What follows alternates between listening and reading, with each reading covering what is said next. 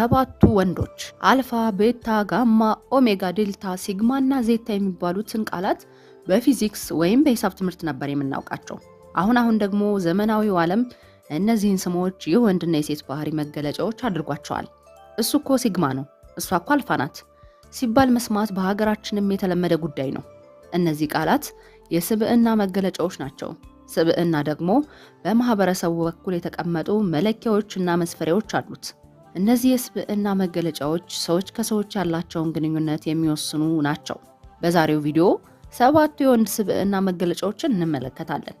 እነዚህ ስብዕናዎች የወንዶችን ባህሪ፣ አመለካከትና ማህበራዊ ስሪት የሚወስኑ ናቸው። አልፋ፣ ቤታ፣ ጋማ፣ ኦሜጋ፣ ዴልታ፣ ሲግማ እና ዜታ ተብለው ይጠራሉ። እያንዳንዱ ስብዕናዎች ምን አይነት መገለጫዎች እንዳሏቸው እናያለን። ሳቢሳን ሰብስክራይብ አድርጋችሁ አብራችሁን ቆዩ። መልካም ቆይታ ይሆንላችሁ። አንደኛውና የመጀመሪያው አልፋ ወንዶች ናቸው።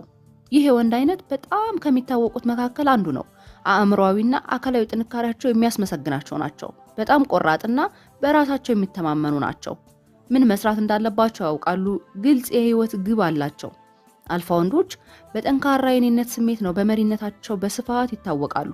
በዚህ ምክንያት ጎልተው ይታያሉ። ተራማጅ ናቸው። ሳቢና አማላይ ናቸው። በአካባቢያቸውና በቤተሰባቸው በመሪነት ልቀው ይታያሉ። በክብርና በትህትና ለማሳመን የሚሞክሩ ናቸው። ነገሮችን በክብር የሚናገሩ፣ በትህትና ለማሳመን የሚሞክሩ፣ ጉልበትን የማይጠቀሙ ናቸው። ስህተቶቻቸውንም የሚያምኑ ናቸው። መሪነት የአልፋ ወንዶች ትልቁ አቅማቸው ነው።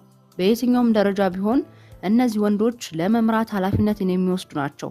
በህይወታቸው ኃላፊነትን በመውሰድ ይታወቃሉ። ሁለተኛው ቤታ ወንዶች ናቸው።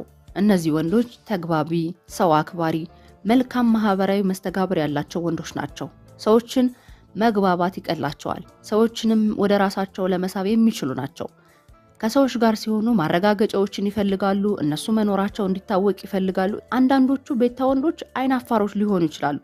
ሰዎች ይጋጩኛል፣ ያኮርፉኛል በሚል ሐሳቦቻቸውን ከመግለጽ የሚቆጠቡ ናቸው። ታማኞች ናቸው። ብዙ ጓደኞችን ማፍራት ይችላሉ። ቤተሰባዊነት፣ መሰባሰብ ያስደስታቸዋል። የሚወዷቸውን ሰዎች በማስደሰት ያምናሉ። በዙሪያቸው በጣም ብዙ ሰዎች ያሏቸው፣ ከብዙ ሰዎች ጋር ቤተሰብነትን የሚመሰረቱ፣ ጓደኞቻቸውን እንደ ቤተሰብ የሚያቀርቡ የሚያዩ ናቸው። ሶስተኛው ጋማ ወንዶች ናቸው። እነዚህ ወንዶች የጀብድና አስደናቂ ነገሮችን ይወዳሉ። ደስተኝነትና መስረፍረፍን የሚሹ ናቸው። በዚህም አዳዲስ ነገሮችን ለማየት ለመሞከር ሁልጊዜ ይለፋሉ። አስቸጋሪ ቦታዎችን መጎብኘት፣ የተለያዩ አኗኗሮችን መመልከት ይወዳሉ። ተመሳሳይ ነገሮችን ማድረግ አይወዱም። ሁልጊዜም አዲስ ነገሮችን ሁልጊዜም አንድ ቦታ ላይ መዝናናት አይመቻቸውም። ሁልጊዜ አዲስ ነገሮችን፣ ከሰዎች ጋር መሆንን ይመርጣሉ። ጥብቅ ወዳጅነትን ያበረታታሉ። የሚወዷቸውን ሰዎች ደስታ ማብዝሰው ይሻሉ። በሴት ዙሪያም ሊሆን ይችላል። የሚያፈቅራትን ሴት፣ የሚወዳትን እናቱን፣ ቤተሰቡን፣ አባቱን፣ ወንድሙን፣ እህቱን የነሱን ደስታ አብዝተው የሚሹ ወንዶች ናቸው። አራተኛው ኦሜጋ ወንዶች ናቸው። እነዚህ ወንዶች በራስ መተማመናቸው ጥሩ ነው።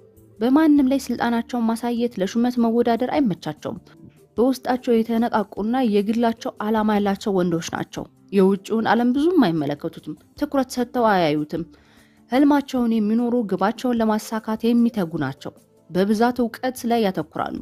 ጥበብን ሲበዛ የሚፈልጉ ናቸው። የግል ህይወታቸውን የሚያሳኩና በራሳቸው የሚተማመኑ በመሆናቸው ኦሜጋ ወንዶች ይደነቃሉ። ኦሜጋ ወንዶች በብዙ ሰዎች ዘንድ የመወደድ፣ የመደነቅ፣ በብዙ ሰዎች ዘንድ ትኩረት የማግኘት እድል አላቸው። ለምን? የራሳቸው ዓላማ ላይ ብቻ ነው ያተኮሩ። ብዙ ጊዜ እውቀትን ይፈልጋሉ። ብዙ ጊዜ ጥበብን ይፈልጋሉ።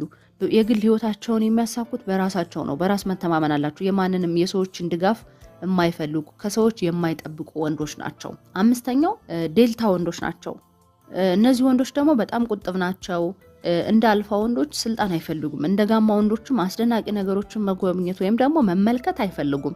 ከዚያ ይልቅ ክብር ይፈልጋሉ። መልካም ግንኙነት እንዲኖራቸው ያደርጋሉ። ጤናማ አኗኗርን ይመርጣሉ። ከዚህ ቀደም የገጠማቸውን የህይወት ልምድ ባህሪያቸውን ሊቀርጸው ይችላል። ሲበዛ ጠንቃቃዎች ናቸው። ሰዎች ጋር እንዳይጋጩ ይጠነቀቃሉ። በህይወታቸው ደስተኞች ናቸው። እነዚህ ወንዶች ከዚህ በፊት በነበራቸው የህይወት ገጠመኝ ወይም ደግሞ ከዚህ በፊት ባልተሳካው ህይወታቸው ወይም ከዚህ በፊት በተሳካው ህይወታቸው ያን የህይወት ልምዳቸውን ባህሪያቸው ላይ ሊቀርጹት ይፈልጋሉ ወይም ደግሞ ይቀርጹት ይችላሉ። በጣም ሲበዛ ጠንቃቆች፣ ለእያንዳንዱ ነገር በጣም ጥንቅቁ ናቸው። ከቤት ዕቃ ጀምሮ ሊሆን ይችላል።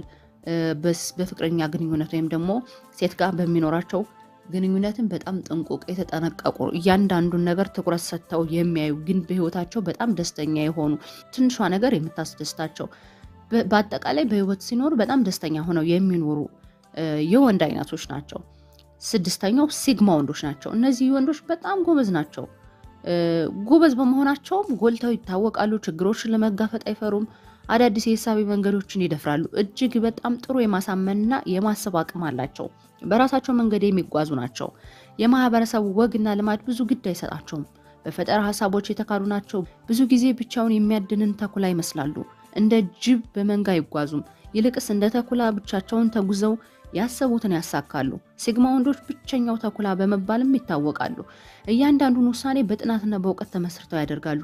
ይሄ ሲግማ ወንድ የምንለው ወይም ደግሞ ሲግማ የሚባለው የወንድ አይነት ደግሞ ነገሮችን ብቻውን መጨረስ የሚፈልግ፣ ለነገሮች ወይም ደግሞ ለሀሳቦቹ ራሱ መጨረስ የሚፈልግ፣ አጀባን የማይወድ፣ ከብዙ ሰዎች ጋር ጉዞን የማይወድ ወይም ደግሞ ከብዙ ወንዶች ጋር ሊሆን ይችላል፣ ከብዙ ሴቶች ጋር፣ ከብዙ ሰዎች ጋር አንድ ላይ መጓዝ የማይፈልግ፣ እንደ ጅብ በመንጋ መሄድ አይፈልግም። ይልቅ ደግሞ እሱ ልክ እንደ ተኩላ ብቻውን ሆኖ ተነጥሎ ነገሮችን ማሳካት፣ ሀሳቡን፣ ህልሙን፣ ብዙ ነገሮችን ማሳካት የሚወድ፣ በማህበረሰቡ ውስጥ ይሄ መጥፎ ነው ተብሎ የተያዙ ነገሮችን ወይም ደግሞ በማህበረሰቡ ውስጥ ስለሚነገረው ነገር ግድ የሌለው ወንድ ነው ሲግማ ወንድ ብለን የምንጠራው ወንድ።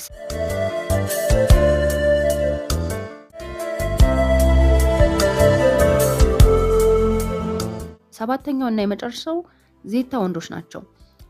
ከሲግማ ወንዶች በተመሳሳይ በራሳቸው ህግና እውቀት ነው የሚመሩት። ማህበረሰቡ ወንድ እንደዚህ መሆን አለበት በሚል ያመጣቸውን ህጎች አይሰሙትም። የራሳቸው ህግ አላቸው። በራሳቸው ማሰብ፣ ማቀድ፣ መተግበርን ይችሉበታል። የዜታ ወንዶች ባህሪ የአልፋና የሲግማ ወንዶች ቅይጥ ባህሪ ናቸው።